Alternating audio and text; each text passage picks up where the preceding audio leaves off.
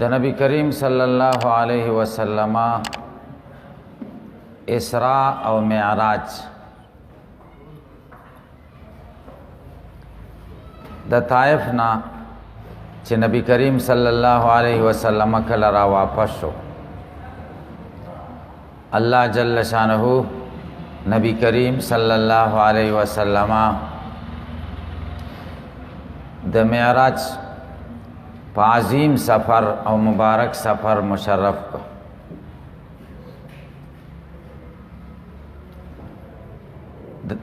د نبوت لسم کال چې کله تیر شو، دا د ابتلاءات او ازمایشونو کالو.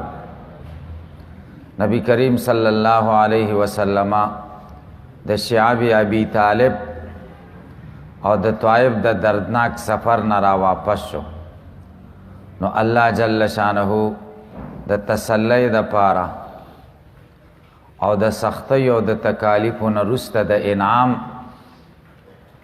د پاره د معراج عظیم سفر ور نصیب کو. د معراج دا واقعه کله واقع شوې ده، دې کې د سیرت د علماو اختلاف دی. تقریبا دې کې لس اقوال دي. یو قول دا دی چې د هجرت نه شپږ میاشتې مخکې د معراج واقعه پیښه شوې. دویم قول دا دی چې د هجرت نه اته میاشتې مخکې دا د معراج واقعه پیښه شوې. دریم قول دا دی چې د هجرت نه 11 میاشتې مخکې دا واقعه پیښه شوې. څلورم قول دا دی د هجرت نه 1 کال مخکې دا واقعه پیښه شوې. پنځم قول دا دی د هجرت نه 1 کال او 2 میاشتې مخکې دا واقعه شوې. شپږم قول دا دی چې د هجرت نه 1 کال او 3 میاشتې مخکې. اووم قول دا دی د هجرت نه 1 کال او 15 میاشتې مخکې. او اتم قول دا دی د هجرت نه 1 کال او 6 میاشتې مخکې دا واقعه شوې. نهم قول دا دی د هجرت نه 3 کاله مخکې دا واقعه شوې. او لسم قول دا دی د هجرت نه 15 کاله مخکې دا واقعه شوې. دا ټول اقوال حافظ ابن حجر رحمه الله فتح الباری کی باب المعراج کی ذکر کړي. راجح قول دا دی چې د حضرت خدیجه رضی الله تعالی عنها د وفات نه بعد او د بیعت عقبه نه مخکې معراج واقع شوی.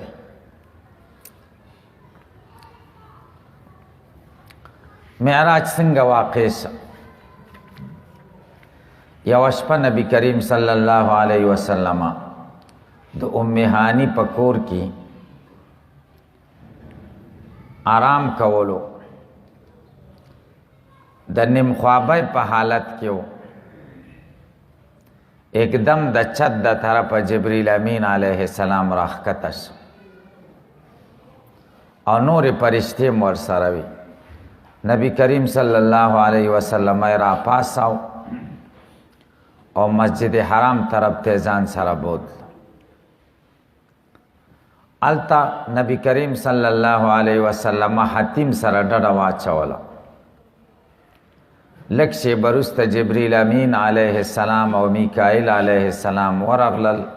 نبی کریم صلی الله علیه وسلم را پاساو او بیری زمزم طرف ته بوت. الته د نبی کریم صلی الله علیه وسلم سینه مبارکه سیرې کړه او د نبی کریم صلی الله علیه وسلم مبارک زړی راویسته او زمزم په اوبو باندې وینځه او یو د سرو زرو لوښی راوړی چې د ایمان او د حکمت نه ډک و. د دغه ایمان او د حکمت نه د نبی کریم صلی الله علیه وسلم سینه ډکه کړه او بیا چې کوم دی دا مبارکه سینه وګنډله. د هغې نه وروسته براق راوستو. براق یو جنتی څاروی د قچر نه لږ ورکوټی او د حمار نه لږ غټي او د سپین رنگ والای، رفتار ډیر تیزی. یو قدم دومره چې د سړی نظر څومره لګیږي. نبی کریم صلی الله علیه وسلم په براق سور شو. براق د څاروي ورانه کو خوځېده را خوځېده. جبریل علیه السلام ورته وی ای براقه دا ته څنګه شوخي کې، تا ته پته شته چې ستا په شا څوک ناست دی؟ د نبی کریم صلی الله علیه وسلم نه د الله په نیز بل مکرم او محترم مهمان نشته چې هغه ستا په شا ناست دی. براق د شرم د وجې نه خولې خولې شو. جبریل علیه السلام او ورسره میکائیل علیه السلام د نبی کریم صلی الله علیه وسلم د دې سفر ملګري وو. بعضې روایتونه داسې معلومیږي چې جبریل علیه السلام نبی کریم صلی الله علیه وسلم په براق سور کو او خپله د نبی کریم صلی الله علیه وسلم شاته کېناست. شداد ابن اوس رضی الله تعالی عنہ نه روایت ده چې نبی کریم صلی الله علیه وسلم فرمایلی دي په لاره کې په یوه ځمکه تیر شو چې د کجورو ډېرې ونې پکې وي. جبریل علیه السلام وویلې دلته کوزیږو او دلته یو 2 رکعته مونځ وکړه. زه کوز شوم او 2 رکعته مونځ مې وکړه. جبریل علیه السلام راته ویل تا ته پته شته چې دا کم ځای دی؟ ما ورته ویلې نه.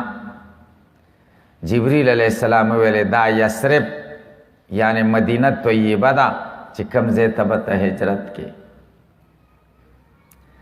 بیا د هغه ځای نه روان شو، یو بل ځمکې ته ورسېدو. جبریل علیه السلام راته ویل دلته م کوز شه مونځ وکړه، هلته م کوز شه مونځ مې وکړه. جبریل علیه السلام راته ویلې دا وادي سینا هغه ونه چې موسی علیه السلام د هغې نه د لاندې د الله سره خبرې کړې وې د هغې ونې د لاندې دې مونځ وکړو. بیا روان شو، یو بله ځمکه باندې تېرېدو.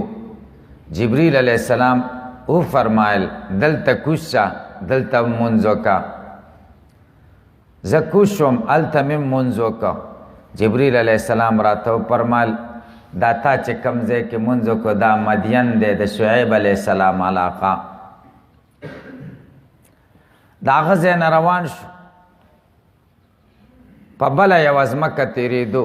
جبریل علیه السلام وفرمایل دلته کوز شه مونځ وکړه. نو زه کوز شوم او مونځ مې وکړو. جبریل علیه السلام راته ویلې دا مقام د بیت اللحم دی، کم ځای کې چې د عیسی علیه السلام پیدایش شوی و. د نبی کریم صلی الله علیه وسلم د دې سفر عجایبات، د دې سفر ډېر عجایبات دي. خو نبی کریم صلی الله علیه وسلم چې کله د دې ځای نه روان شو، د مسجد حرام نه بیت المقدس ته ورسېده. بیت المقدس کې د براق نه کوز شو.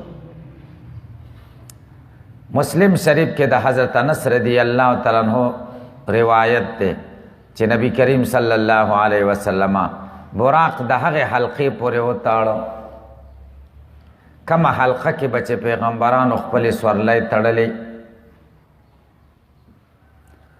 او د مسند بزار روایت داسې ده چې جبریل علیه السلام یوه غټه ګټه وه، هغه یې په ګوته سوری کړه. نبی کریم صلی الله علیه وسلم ته یې ویلې براق رسۍ دلته وتړه. رسول الله صلی الله علیه وسلم بیا مسجد اقصی ته داخل شو او 2 رکعته تحیت المسجد مونځ یې وکړو. او د ابو سعید خدری روایت ده کم چې بیهقی روایت کړي چې نبی کریم صلی الله علیه وسلم فرمای چې زو جبريل علیہ السلام دواړه یو ځای داخل شو، دواړو تحیت المسجد ادا کا. د نبی کریم صلی الله علیه وسلم د ورتلو په استقبال کې د دن وړاندې حضرات انبیاء کرام علیهم السلام د مخکې نه د نبی کریم صلی الله علیه وسلم په انتظار کې موجودو، چې په هغې کې حضرت ابراهیم علیه السلام، حضرت موسی علیه السلام او حضرت عیسی علیهم السلام هم موجودو. څه وخت تیر، ډېر وخت تیر نه څه، چې دا حضرات جماعت کې ډېر راجمع شو، یو مؤذن اذان وکړو، بیا اقامت ولستل شو، صفونه برابر شو او ټول خلق په دې انتظار کې دي چې څوک به امامت کوي. جبریل علیہ السلام رسول الله صلی الله علیه وسلم فرمایي زه د لاس نه ونیولم مخکې کړم چې دې ته مونځ ورکړه. چې کله د مانځه نه فارغه شوم، جبریل علیہ السلام راته وفرمایل تا ته پته شته چې تا کومو خلکو ته مونځ ورکړه دا څوک دي؟ ما ورته ویل ما ته پته نشته. جبریل علیہ السلام راته وفرمایل چې څومره پیغمبران الله پاک را مبعوث کړي دي ځمکې ته، ټولو ته پسې مونځ وکړه.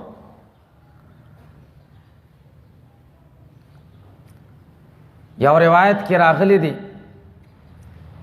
چې د نبی کریم صلی الله علیه وسلم د راتلو په استقبال کې فرشتې هم د اسمان نه نازلې شوې وي او نبی کریم صلی الله علیه وسلم د انبیاء کرام علیهم السلام او د ملائکو د ټولو امامت وکړه. چې کله مونځ پوره شو، ملائکو د جبریل علیہ السلام نه تپوس وکړه چې تا سره څوک دی؟ جبریل علیہ السلام ورته ویل ما سره محمد صلی الله علیه وسلم دی. او په یو روایت کې راغلی دی چې جبریل علیہ السلام ورته وفرمایل دا محمد رسول الله صلی الله علیه وسلم خاتم النبیین دی. ملائکو تپوس وکړو دته پیغام د الله د طرفه ورغلی چې ځي او کنه په خپله ځي؟ جبریل علیہ السلام ورته وفرمایل نه، دته د الله د طرفه پیغام ورغلی چې راشه.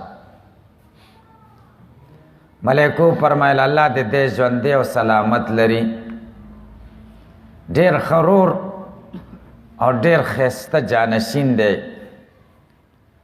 یعنی زمونږ ورور دی او خلیفة الله فی الارض دی. د دې نه وروسته نبی کریم صلی الله علیه وسلم د انبیاء کرامو د ارواحاتو سره ملاقات شو، ټولو حمد او ثنا وکړه، د الله حمد او ثنا بیان کړه. د دې نه